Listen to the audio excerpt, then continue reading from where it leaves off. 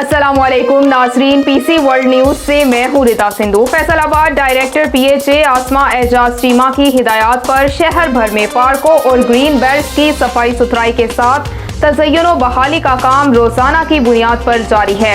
हमारे नुमाइंदा खुसूसी पाकिस्तान गुलाम दस्तगीर की तफसीलात के मुताबिक इस ज़िम्न में करीम शहीद पार्क नडवाला रोड में मेंटेनेंस की गई और पौधों की काट छांट के बाद सफाई को यकीनी बनाया गया।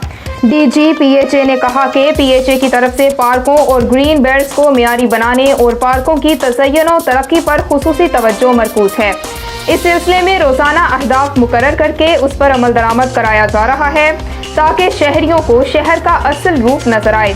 उन्होंने कहा कि शहर को सरसब्ज़ व शादाब बनाना तरजीह है, जिसके लिए हर मुमकिन इक़दाम किए जा रहे हैं।